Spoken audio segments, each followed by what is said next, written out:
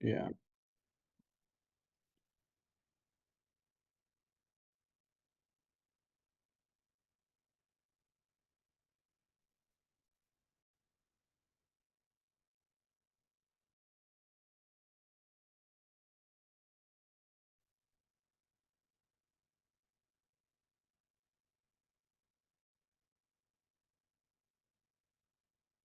All right.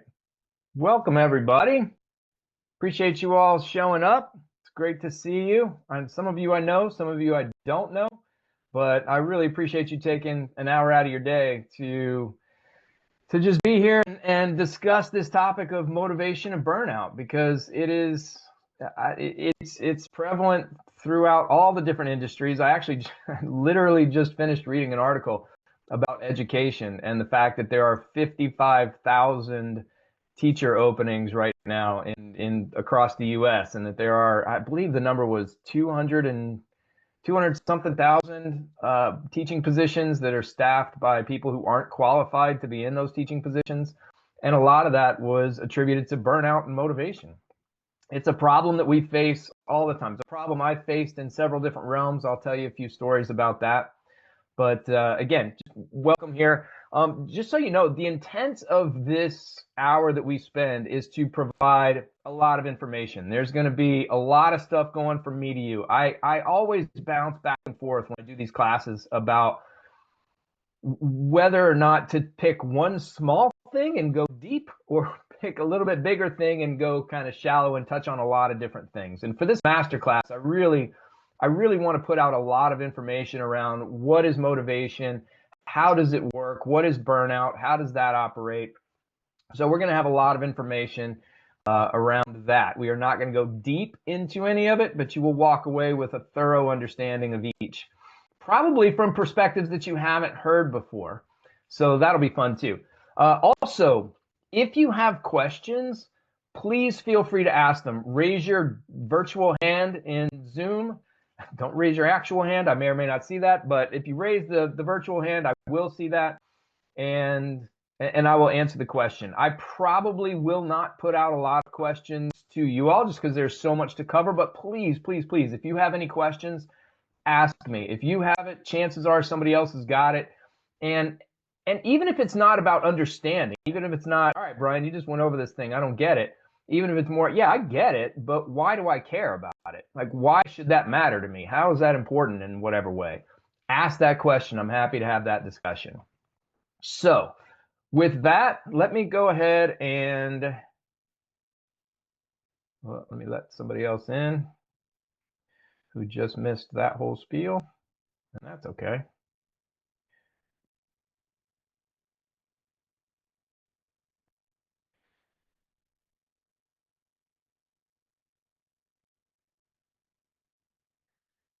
Okay.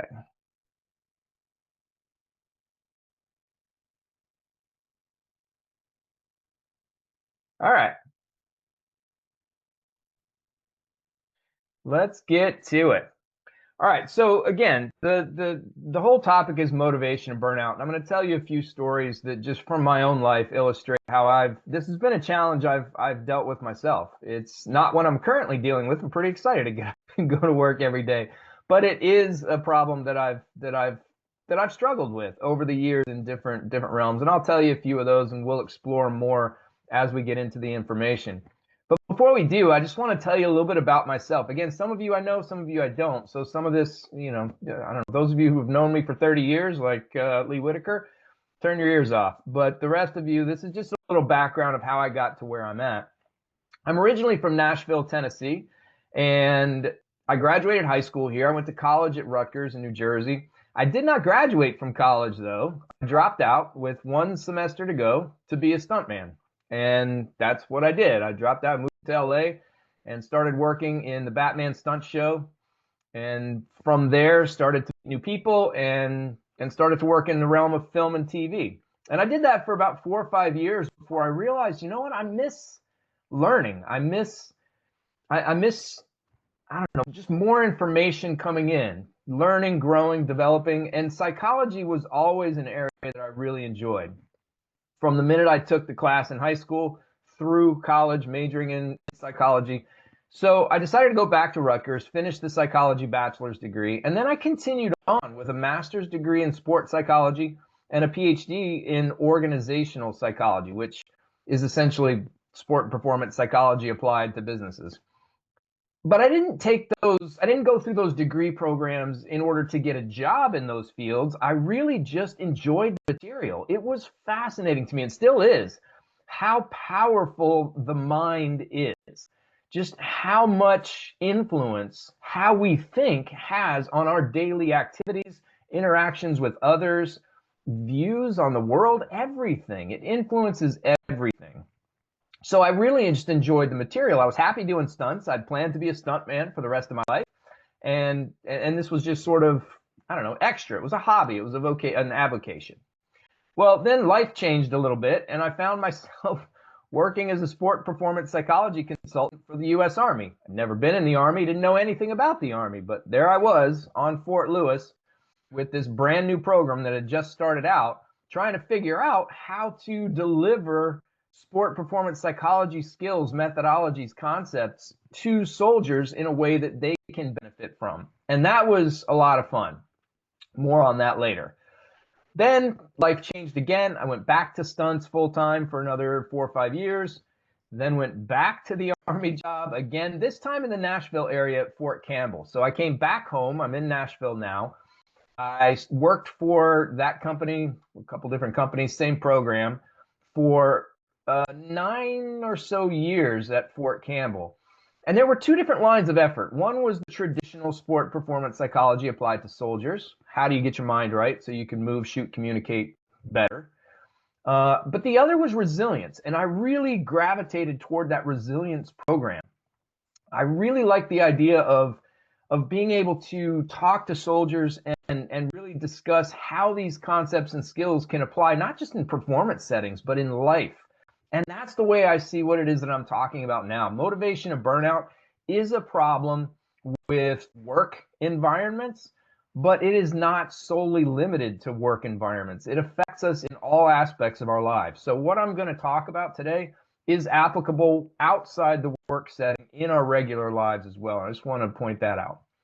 So after the 9 years with the Army, then I quit that job. I started my own business, initially doing traditional sport performance psychology, and now doing more keynote speaking, workshops, working on retainer for organizations, first responders, corporate educators, and then working with athletes and performing artists as well in terms of just how they can approach their careers, both in single performance moments, but also over the course of time. Again, where this motivation and burnout information comes in handy. So that's a little bit about me and where I'm coming at all of this from. Now I want to tell you just a couple of stories. I mentioned the Army, and I was at that job a total of 11 years. And when I first started that job, I was incredibly excited. I was fully engaged. I was completely motivated. There was no burnout at all. And because it was a new environment for me. I was able to learn. Like I said, I knew nothing about the Army, so I was constantly learning different acronyms and the different branches and the different MOSs, they call it, different job categories in the Army, and trying to figure out who was doing what and how what it was that I had to bring could be integrated into what they do in a way that was useful, that was interesting. And I had an amazing boss who provided top cover. This, again, it was a brand new program. So above him in the corporate Washington, D.C. world, what we were doing in terms of actually going on site, where the units were training and providing our training in those environments where the guns were going off and the bombs were happening and mortars were being fired, that was something that the corporate people hadn't really thought about. But it was necessary because that's where the work happens. And we had to take you learn and then you apply. And we coached them through the application. So a wonderful boss that really trusted us and encouraged us to bring what it is that we have into these environments to the best of our ability. Really keeping in mind the focus of, here's what we're here for. We're here to help the soldiers. If you think helping the soldiers is going to be best done out on the mortar range where they're shooting those, then that's where you need to be. So that was great. Well, then I got a new boss and the program kept running, and to fast forward through the whole thing, it really, those moments of learning and growth and those opportunities to really challenge myself and bring these programs into places where they hadn't been brought before started to diminish.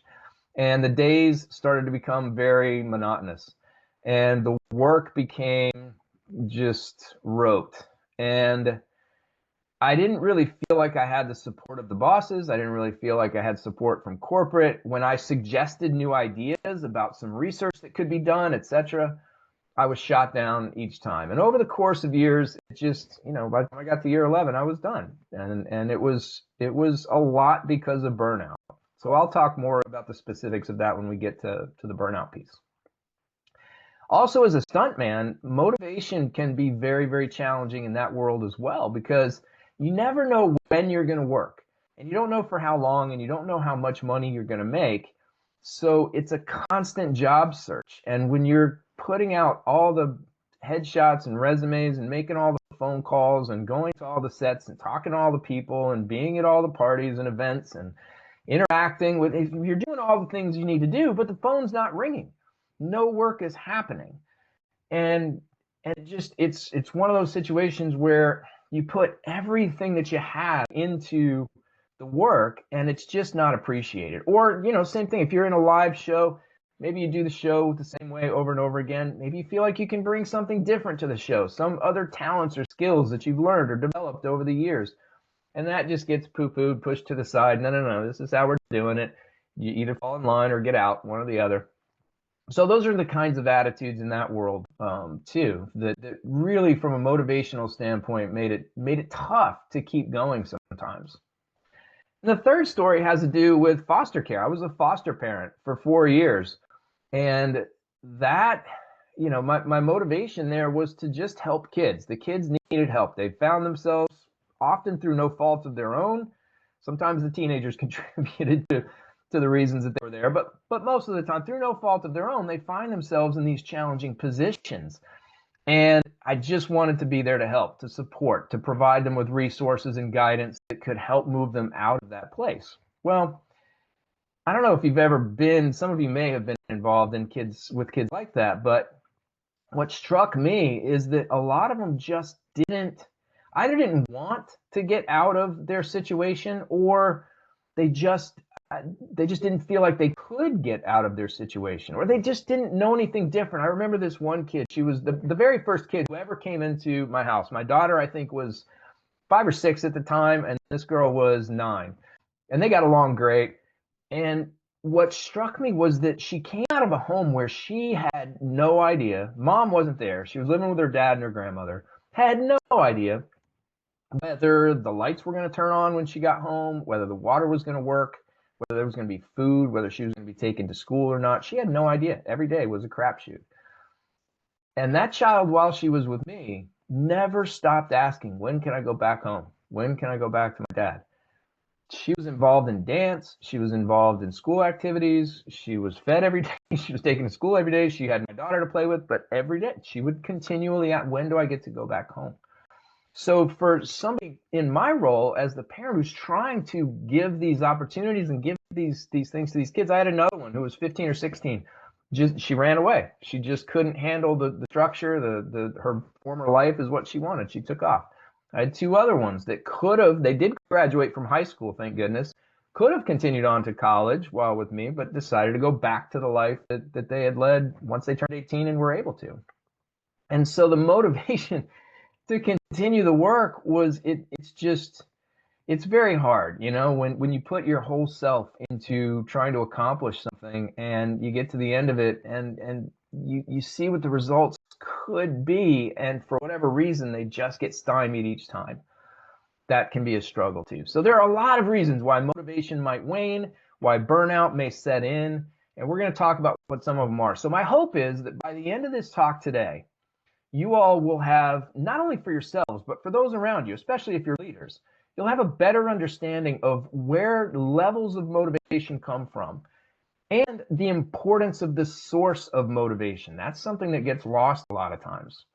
Also, what do we mean when we say burnout, and what conditions tend to elicit burnout? That's where we're going. So let's get started with that. Before I just I'm going to ask, does anybody have any questions about anything that I've said so far? All right. Well, let's keep going. So, levels of motivation. This comes from a theory called expectancy value theory. When people talk about motivation, this is usually what they're talking about. We're either a lot motivated or not motivated. We're talking about levels, the extent to which we are motivated. So let's talk about what contributes to that. One is expectancy, meaning the extent to which we believe we are capable of being successful. So if I'm engaged in something, and I think there's a pretty good chance of me being able to do it right, to do it well, then I'm more likely to be motivated than if I'm going into a situation thinking there's no chance in the world that I'm going to be able to do this. We're usually not motivated to go do something we think we're going to fail at. So that's one big piece of motivation, is understanding that connection to confidence, in a way, really is what it comes down to. The expectation of our ability to be successful. Another factor that goes into levels of motivation is value, the extent to which we care about what's happening. Does this behavior matter to us? Does this activity matter to us? Is it important to us? Do we see some value, some reason to do this? Because if the answer is no, if we're like, I don't see any point in this. I don't care about it. It doesn't matter. It's meaningless. So whatever. I'm gonna pass. Is really where that goes. There is no motivation. But if we care about it for some reason, and the reason matters, we'll get there in a minute. But if we care about it for some reason, then we tend to be more motivated. And the third factor that contributes to levels of motivation is cost, the cost benefit analysis. So I might believe that I'm capable of being successful, and I might care about whatever the activity is. I can see the value in it. But if the cost of engaging in this behavior outweighs the benefit that I see, then I'm also not likely to be motivated. So understanding motivation in terms of these three things, and when I say motivation, I mean levels of motivation. We're a lot motivated, we're a little motivated, we're not motivated at all. We can start asking the question, particularly as leaders, why might the motivation be low? I mean, this was truly, when I was working for the Army, one of the first questions I would ask in almost every class that I gave was, when I was talking to leaders, was what is the biggest challenge that you face as a leader? And inevitably, the answer would come back from 95 to 98% of them, motivation. How do I get these people motivated? How do I get them to want to do the right thing? Because it's the right thing, not because I'm poking them or pushing them or because of whatever cookie they're going to get at the end of it, but because it's the right thing. How do I do that? And in that question, there's the problem, because the assumption is that the people's motivation, the soldiers that they lead, their motivation is tied only to those things that they care about. But that's not true. It may be true. I mean, it might be true that the low motivation that the soldiers are showing, or that the people being led are showing, is because they don't really see the value or importance of the behavior, that it doesn't really matter to them. But it might also be because they just don't think they're capable of doing it well. They just don't think that they have what it takes to do this thing and succeed. Or they absolutely might think they can succeed and they do care about it, but they just, the benefit, that caring, doesn't outweigh what it's going to take in terms of cost, meaning time, money, effort, emotional investment. There are a lot of different things that could go under that cost column. So this is a way to evaluate levels of performance and really or levels of motivation, and really start to understand where those levels of motivation come from. The next thing, and there will be tools that you're going to get emailed after this class, a PDF that has all of this stuff. It's like a one-pager that has all this information in it. So that's why I'm not quite as worried about going as fast through this. You're going to have all of that. And on that paper too, there's a page of actual tools, techniques, things you can do in each of these areas. They don't go into a lot of detail, but you'll get it. All right, sources of motivation. This one is incredibly important, and it's one that usually doesn't get talked about when we talk about motivation. This comes from a theory called self-determination theory, and this idea that motivation, sources of motivation can be controlled or autonomous. So again, there are a lot of different reasons why we might care about something. There are a lot of different reasons why we might be motivated. What is the source? What's the thing driving us? If it's rewards and punishment, or rewards or punishment, guilt, shame, or ego are how we believe we compare to others. If that's what it is that's driving us, that's what's called a controlled source of motivation. That's one that we're not engaging in the behavior because we see the importance of the behavior, or because we want to engage in the behavior, we see the value in the behavior. It's to avoid things we don't want. It's to avoid the punishment. It's to avoid feeling guilty or shameful, or to avoid looking bad in front of people. And it can be to get rewards too. Again, if, for example, this is an example I used all the time with the military people. Let's say that you tell me, all right, Brian, if you drop down and you give, I don't know, do 30 push-ups, I'll give you $50. Now, I don't really like push-ups, but I want the $50. So I go down and I do my 30 push-ups and I get my $50. Again, the 30 push-ups got done, and I was motivated to do it. So the reward is a source of motivation. My motivation level is high because I think I can do it, and because I care about the $50. So I care about it for some reason. I'm getting $50. So that's why I'm doing the push-ups. But some problems that go along with that are, for example, I'm capable of doing more than 30 push-ups. I don't know how many at the moment, at least 50 or so, but I did 30 because what was asked of me was, if you do 30, then I'll give you this. Am I going to do 31 if I don't care about the push-ups? Heck no. I'm putting in no extra effort whatsoever. I'm going to do only the amount necessary to get the reward.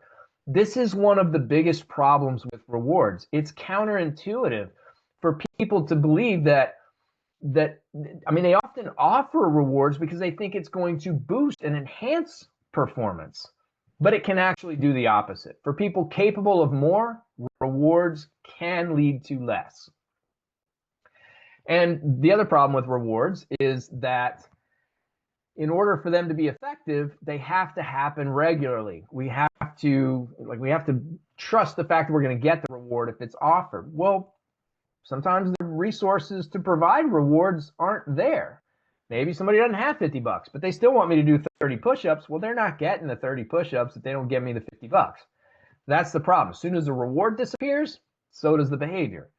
So the behavior with controlled sources of motivation tends to be very volatile. You can't really count on it because it's coming from a place that's external to the self. It's coming from a place outside. So that's one of the biggest issues there. Also, another way it can limit performance, and this is incredibly important for the leaders out there who have groups, because I've seen this happen often. Let's say that you have a group of 15 people, and you want them all to pursue this one goal, whatever it might be. And you say, all right, you know what? The first 5 people to finish this thing, or, those are the ones who get a day off. Well, if I look to my left and to my right, and I see who it is that I'm up against, and I don't believe that it's even possible at all for me to be in that top 5, you've just blown my motivation. You've now just made it much less likely that I will put forth any effort in this task that you've put in.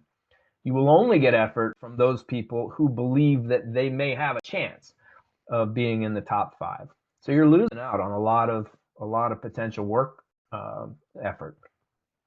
So there are many, many problems associated with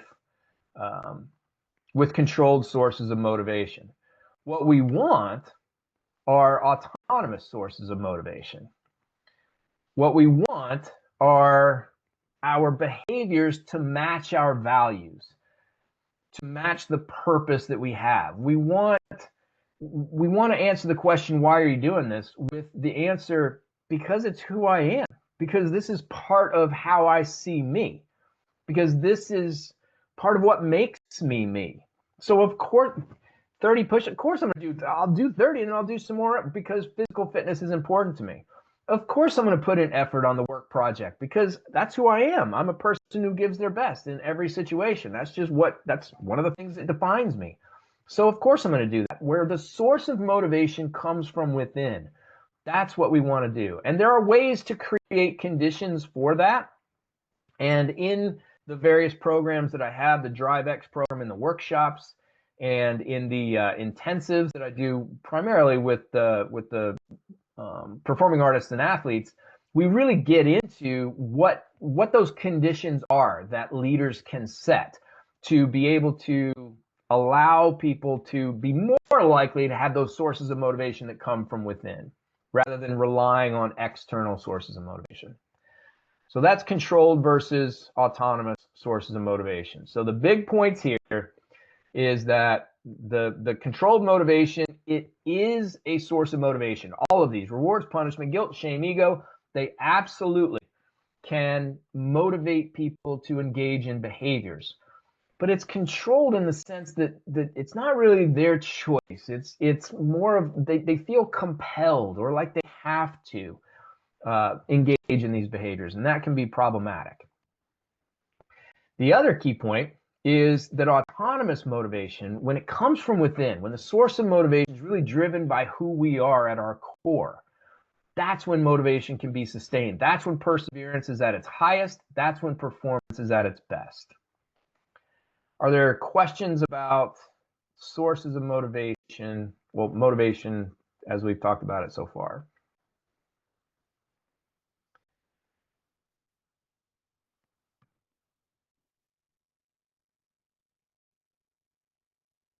Okay. Yep, we got one hand up. What do we got? Would you suggest, or would it be safe to imply that the motivation is always going to be based on a reward that aligns with the cultural differences of the people involved? That maybe potentially might have a effect on the statistics of how to motivate the team, as opposed to, if we as leaders don't connect with the people to get them motivated. Do you believe that that's a possibility? Well, I mean, if I'm understanding you right, the rewards absolutely are sources of motivation. Now, another problem with rewards, and this is something that you like is relevant for your conversation about the team, is that what's a reward to you might not be a reward to me. And this was something that a lot of leaders in the military, that this was kind of a surprise to them. It was a surprise to me when I first heard about it. But a lot of soldiers, especially the younger soldiers, if they didn't know what to do with a day off. They didn't have any family around. They didn't really have any friends. They'd just be stuck in the barracks by themselves. So they didn't want that. So if you were to offer a reward of a day off, that would be counterproductive for a lot of the soldiers because they don't want it. That's not a reward for them. So each of us has our own individual things that we care about, and different things that matter to us. So it's really tough for a leader to choose a reward that's going to be equally valuable to everybody in the group. Can it be done? Sure. Can you onesie and twosie rewards? I guess. But the better way of going about that from a group standpoint is to really, again, align the values with the behaviors. The organization, the group, whatever it is, has core values that it goes by, has different things that define the group and really make it what it is. And you got to get buy-in from the people about that. So if, for example, always giving your best in any situation is one of the values that that group holds, then you connect the behavior to that value. And that's the best way of doing it, because then everybody in the group has the same value. You can connect the same behaviors to those values. Everybody's already agreed on them and they've bought into them. That's the best way of doing it. If you try to offer single rewards for different things, you're going to miss people every single time. Thank you. Mm-hmm. All right, so let's move to another piece of motivation, and this is tied to motivation. The core needs, the basic psychological needs, is what we're about to talk about. It's again one of those areas that's not really focused on a lot when we talk about motivation, but it's important. So basic psychological needs, there are three of them: autonomy, competence, and relatedness. And this research goes back at least 40 years, if not 50 years at this point. And it's been researched in education, in corporate, in the military, again, for years across the board. So there's very strong research on these needs. That number one, that these needs they're common to everybody. And they're not culture specific. It's around the globe. This research has been done in the East, it's been done in the West. This is how it works. So autonomy, this is a basic psychological need that we all have. But it's not autonomy the way that we often think about autonomy, which is usually synonymous with independence and choice and freedom. That's not necessarily what autonomy means here. Autonomy, and this is really relevant for the leaders out there, autonomy, the need for autonomy is satisfied when we believe we're acting of our own volition, that we're bought into what we're doing. We see the value in it, we see the importance of it, and we're engaging in it because we think it's important. The reason that I'm describing that in the way that I am, and the reason I say it's so important for leaders, is because in the military is a great example of this. You can get ordered to do something. Like I can be ordered to do a thing, but I can still do that thing in a way that satisfies my need for autonomy. Because if I'm ordered to engage in a behavior that I think, well, yeah, this is incredibly important. This is a valuable thing. This needs to be done, and doing this is something I'm happy to contribute to. It doesn't matter if I've been ordered or not. I now have that need for autonomy satisfied. So that's autonomy. Competence is not necessarily about being good at something, but it is about believing that you can become good at something, that in this environment you can be effective. Maybe you're not now, maybe you're brand new, maybe you still need to learn some stuff, practice some things, but you're capable of being effective. And then lastly is relatedness. And this is the need to feel like you are a valued and important member of the group, and not valued or important because of the number of widgets that you make in any given day, but because of who you are and the unique thing that you bring to that group. It's appreciated, it's valued, and you're valued for you. That's the sense of relatedness. So those are the three basic psychological needs. And when our motivation levels are high, when we expect to be able to be successful and we care about the thing, not only that we care about it, but we care about it for those internal reasons, because I see the value in it. I see the importance of it. These needs are much more likely to be satisfied. And these needs are tied to higher levels of motivation, to more internal sources of motivation, but they're primarily tied to overall well-being. And that's really important. There's research, I'm not going to get into it now, it's a whole nother thing, but just know that the relationship kind of goes both ways. When we tend to be in these situations, we're highly motivated and we perform well, well-being tends to be high. But it works the other way too. If we have conditions that really foster well-being, meaning the satisfaction of these basic psychological needs, we then tend to be more motivated, have higher levels of motivation, and be able to persevere and perform better. So these needs, again, this is a filter for how to think through this stuff. If you're a leader, if you're in an environment, questioning the extent to which your actions are coming from you, that you really buy into and really choose to engage in. Now, obviously, some situations we have to do things we don't want to do, and that's just part of life. But in general, are you able to align the behaviors with your values and beliefs? That's autonomy. Do you feel effective in this environment or capable of becoming effective? And do you feel like you really are included, like you belong, like you're connected to the group? because those are the needs, and when they're satisfied, we tend to be much, much better. And again, for leaders, this is something that I talk to.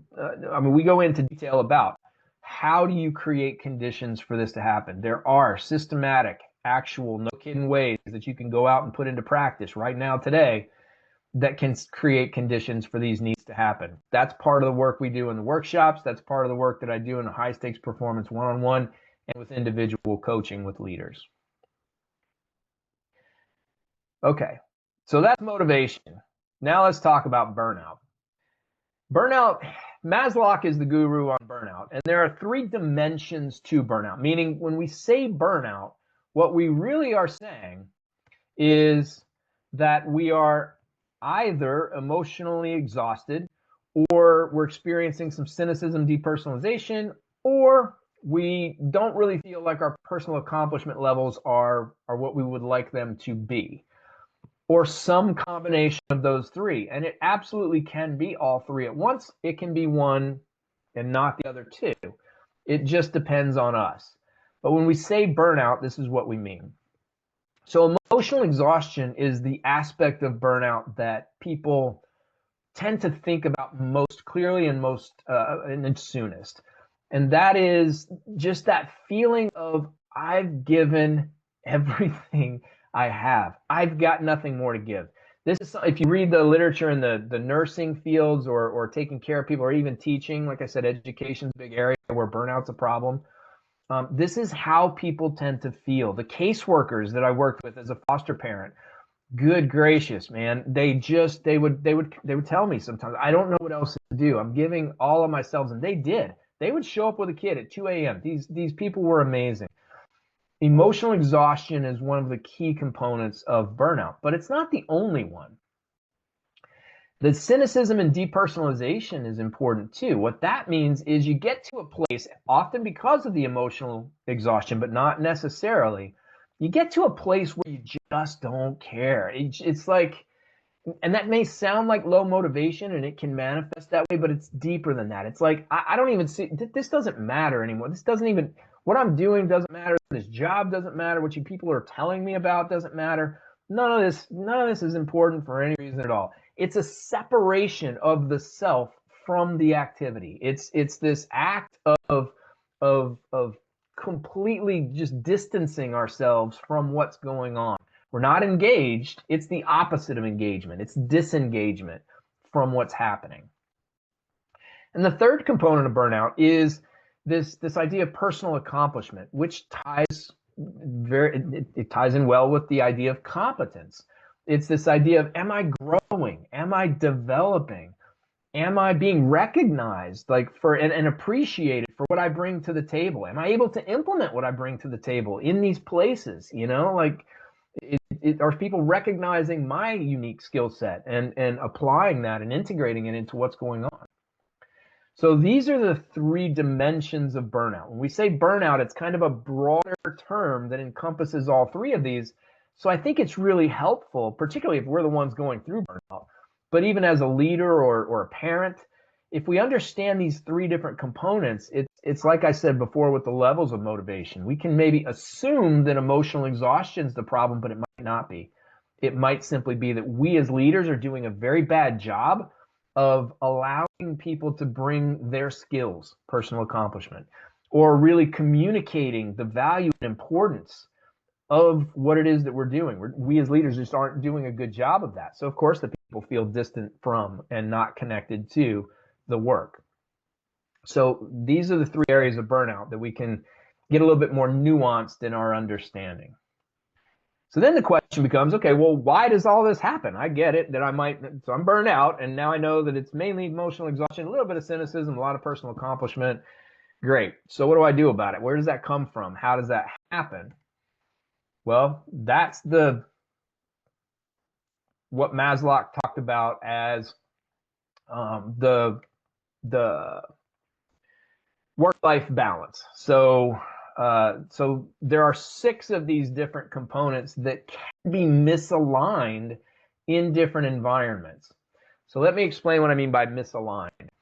I mean that the perception of ourselves is our perception, our belief is that what's going on in these 6 areas isn't aligned with my needs, with what I have, with what I want. And that's an important thing to recognize because it is our perception and we might be wrong. So we'll talk about that more in a little bit. But just as a caveat up front, this is our perception. For example, we may believe that the workload that we've been given is too much. We're incapable of doing all the work that's been assigned to us. Or there may just be time crunches where, yes, I can do this work, but not in the amount of time they're giving me. So that may be the case. Now, the reason I say it's important for our perception is because there may be 2 people look at the same workload, maybe even assigned the exact same workload, and one of them feels overwhelmed, feels like that workload's too much. The other, no problem at all. No issue with the workload. It doesn't affect them. So we can't look at these different causes of burnout from the standpoint of an objective amount of workload. If the workload is above this amount, then everybody's going to be burnt out. And if it's below that, then nobody's going to be burned out. You can't look at it that way. It's a very personal thing. But when the perception is that the workload's too high or there's not enough time to do it, then burnout tends to set in. Control, the sense that we are just being bounced around by the waves, that we have no say in what we do, no say in when it gets done, no say in how it gets done. We just don't feel like we have any influence over the circumstances at all. That can create a sense of burnout.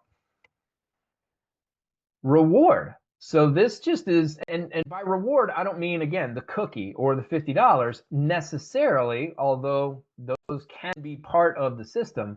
What I mean here, what reward is referring to is, what am I getting out of this? And even when the motivation, the source of motivation is coming from within, when it's coming because of our values, that's a rewarding feeling. There's an episode of Friends. It's my fiance's favorite, or one of her favorite ones, where Phoebe argues that their no good deed is completely unselfish. That's this idea. That's this idea that when we fully immerse ourselves in the moment, when we really give all of ourselves, there's something we're getting back from that. There's an appreciation. There's a I don't know. There's whatever it is for us. So if we aren't experiencing any kind of reward for what we're doing, either external or internal, then burnout can set in. Community, this ties in a lot with the relatedness piece. When we don't feel like we are accepted or valued or really integrated into the group, when we're not accepted for who we are, this can be a problem and can lead to burnout. Fairness, if we think we're being treated differently from other people, or other people are, getting something that we're not getting, or if the goalposts get moved from one person to the other, that's another situation that's connected in some ways to control, but is a little bit more specific than that. That can create burnout. And the last one is values. And this is a big one. When I work with organizations around culture development, this is where we start. What is the value system of the organization? What do you guys care about? What are the names of the values? How are they defined? And most importantly, how are they lived out in the work environment? That is critical. That is critical, because if there's an imbalance between my values, the things I care about, the things I believe makes life worth living, for example, and what the organization thinks, that can create a lot of burnout too. Now, this brings me back to the story about the Army, because the workload for me was never really a problem. I mean, there were times when I was teaching classes and I had a lot of things going on, but in essence, the workload really wasn't an issue for me. Control wasn't too much of an issue either. There were some times when I'd like to do things a little bit differently, and with the classes and the curriculum being what it is, I was locked into a structure, so that was a little bit problematic. The reward, I had a lot of reward, so that wasn't a problem for me either. I loved standing in front of the soldiers. I loved seeing just the realization, the connections of the concepts come across their face. That wasn't an issue. Community was a huge issue. I was older than pretty much everybody who worked there. They came straight out of grad school. I'd had a life before I even took this job. I mean, I was 10 to 15 to 20 at one point years older than most of the people. So it was harder for me to connect. I was the only one in the group that had a PhD. Other ones had master's degrees. That didn't create a whole lot of separation, but a little bit. I was one of the only ones who was married. I think there was maybe one other person who was married and had kids. The rest were single. So it was just it wasn't a group that I really was integrated with, that I really felt a part of. The fairness piece, most of the bosses tended to do pretty well with that. That wasn't so much of an issue. But the values piece was a big, big problem for me, and really, really contributed to the burnout. This was a government contracting job, and I don't know what your familiarity is with government contracting, but it is the people who I interacted with at the Washington level, not my immediate boss, but above them. Used car salesman is pretty much that's the best example I can give. Their job is to just get the contracts. And my pay, so I guess this will go into reward a little bit. My pay would go up, and then the contract would be up for rebid. They would have to bid low, so my pay would go down. And then my pay would go up again. Contract would be up for rebid. Pay would come back down. So the pay, the reward structure, the raises never really happened. But the value of the organization was just simply to get the contracts. They didn't seem to care about the well-being of the soldiers. They didn't seem to care about the effectiveness of the programs, except to the extent to which they could use the numbers from that effectiveness to get the next contract, to get the next pot of money. And that's just not who I am. That's not what I'm about. So the values was a big piece of the burnout for me.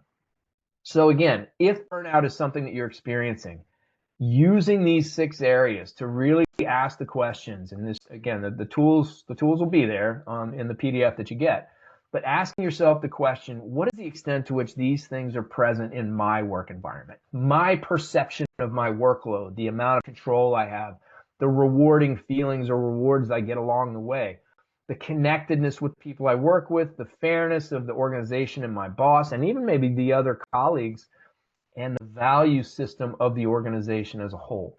Because any kind of mismatch in there will lead to the emotional exhaustion, depersonalization, and or personal accomplishment challenges. So, questions about motivation or burnout, because the next section of this, in the last little bit of time that we have, is going to be about those tools, about some of those things, and it is going to be a very surface level. Couple of things we're going to touch on that you can walk away from this today and maybe see some benefit from, or at least a better understanding and awareness of what might be going on in your situation. We're going to go through all of that for both motivation and burnout, but I just want to ask questions first and then do one other thing. Any questions?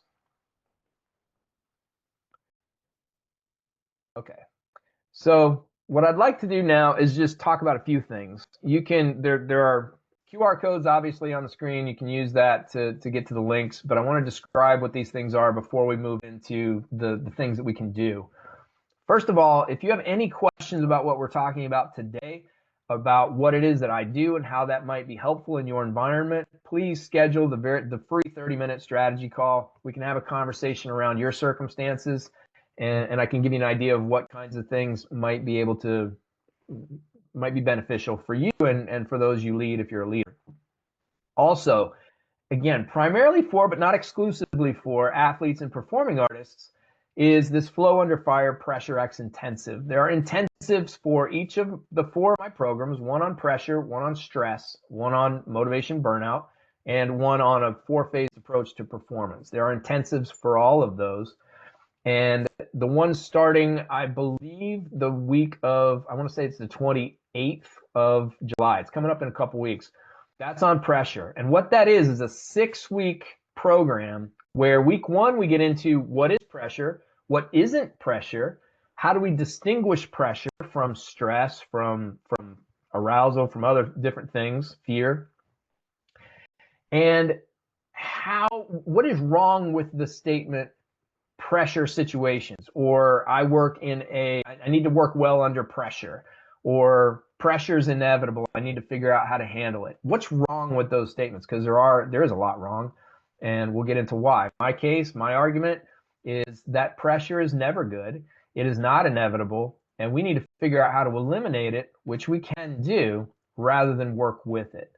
So that's what this intensive is about. Is week 1, we get into what is it, what isn't it, and then weeks 2 through 5, we get into the facts, focus, arousal, confidence, tenacity, arousal being pumped upness, amped upness. We get into how those things are important to understand if we're going to eliminate pressure. And then the final week is putting all of that together in a way that is personalized for you to be able to go out into the world and do what you do better without pressure. And each of the other intensives is structured in a lot the same way. So that's that. The high stakes performance one-on-one, this is an hour-long session that you and I sit down with your stuff. You tell me exactly what it is that's going on. I will do a deep dive into what I think the best approach is and send you out the door with some actionable strategies that you can put into practice that day and see some benefits from. That's the intent of that particular program. And I have a book. The book is called Begin Again. Utilize the wisdom of Eastern and Western ideologies to achieve your full potential. It's a book that was written I'm saying not on purpose. I mean, I didn't accidentally write the stuff, but I didn't intend to write a book. It was at a time in my life that was rough. And one of the things that I did as a coping mechanism was I read a lot of wisdom books, some of it old philosophy, Seneca, Marcus Aurelius, the Bhagavad Gita, some of it newer stuff from Sam Harris and Ryan Holiday and just the scientific literature as well. But I read, and when there was something that popped up that really struck me and really spoke to me and really seemed like it applied to my world, I would write that down. I'd write the quote down, and then I wrote a little paragraph or two about it. Initially, and this is part of what goes back to burnout, with the work, I had the idea of putting this out to the Army, of doing a little video each day that was maybe a minute long, and then having some paragraphs that they could read, and just a daily thing that people could watch and see. The Army didn't want any part of that. That was new. That was different. Couldn't do it. So I just kept the stuff that I wrote, and I did it enough times to turn it into a book. So the book it's one of those things that just sort of emerged from my own life. And the structure of each little small essay, there are 184 of them or 183 of them. And the structure is, here's a challenge that a lot of us face. Here's some information about it that might be helpful. And here are some things that you can do about it today, that you can go put these things into practice and benefit from. So that's the book. If you decide to buy the book, just send me an email with your address, and I will put that thing, a signed copy, in the mail to you. And then you'll have it, and I don't know where you all are, but you'll have it soon, as soon as I can get it in the mail. So that's what that is. Any other questions outside of that, please send me an email. Please, reach out to me. Happy to have all of those conversations. And with that done, let's move on to what we can do. So, levels of motivation. Again, the expectancy that we're capable of succeeding, the extent to which we care about what's going on, and whatever the math equate, the equal sign of cost-benefit analysis. That's what we're getting at. So in order to raise the value, asking the question, what do I care about? Why should this matter? Why might this matter to me? And even, if it's something we've been engaged in for a while, what got me started doing it in the first place? Like, why did I even get into this at all? Because you didn't have to. There were a lot of other choices, but something pushed you in that direction. What is that? For expectancy, this gets into some stuff related to confidence, but really taking a look at some of those past situations where you succeeded, where challenges arose and things came up and you were able to overcome that. Past experiences are one of the biggest sources of confidence that we can lean on. However, it's not necessarily about past wins. We can also look at past losses, because each of us has failed. Each of us has not achieved what we've set out to at some point in life. What did we learn from that? How did we grow from that? How did we get better from that? Because all of that information, that wisdom that we gain from not succeeding, we can apply the next time to make it more likely that we do succeed. So when we think about past experiences, we can't just fixate on the times that we won, the times that we succeeded. We can also incorporate those times that we didn't, because there's knowledge there that we can apply. So these are ways that we can affect levels of motivation. The sources of motivation, again, we have autonomy, competence, relatedness. So and those are the basic psychological needs. Sources of motivation, controlled versus autonomous sources of motivation. Controlled sources, rewards, punishment, shame, guilt, ego. So what we can do is really start to learn how to distinguish between these two things in whatever we're doing. If we are motivated, why are we motivated? What's driving us? Is it the rewards, punishment, external things, ego, etc.? Or is it something from inside where we really believe in the importance and value of what we're doing? That's an important thing to just the awareness alone can be very, very helpful. And then, asking the question, one of the ways you can start to distinguish that is, do I feel like I'm compelled to do this? Do I feel like I have to do this? I must do this for whatever reason, because that's a clear red flag indicator that controlled sources of motivation are at work. Also, just, is this something that I'd do if I didn't have to do it? If it wasn't my job, if it wasn't where I was expected to be or where I'd made a commitment to be, would I still be doing it? That's a really interesting question to ask ourselves and can also be very enlightening. Lastly is, did we make the decision to do it, or did somebody else make the decision for us? Voluntold is the expression that I heard a lot in the Army. Like, which way was it? Did I volunteer? Did I lean in? Did I say yes? Did I raise my hand? Did I step forward? Or did, like in some of the, I don't know, cartoons or other movies, whatever, did everybody else take a step back and I just ended up in the front? Is that what happened? So asking these questions can help us figure out, are we in controlled or autonomous sources of motivation? The basic psychological needs, we have to create conditions and figure out how to make these needs be satisfied as often and as much as possible. So autonomy. How can I connect this task, this activity to me, to my values, to my goals, to my beliefs? Sometimes it's kind of a circuitous route to get from one to the other, but it is something that we can do, and especially if we're looking to do it intentionally. But it's important that our behaviors align with those values. Competence, recognize that we aren't alone. Especially in this culture, independence, do it by yourselfness is very much valued and encouraged.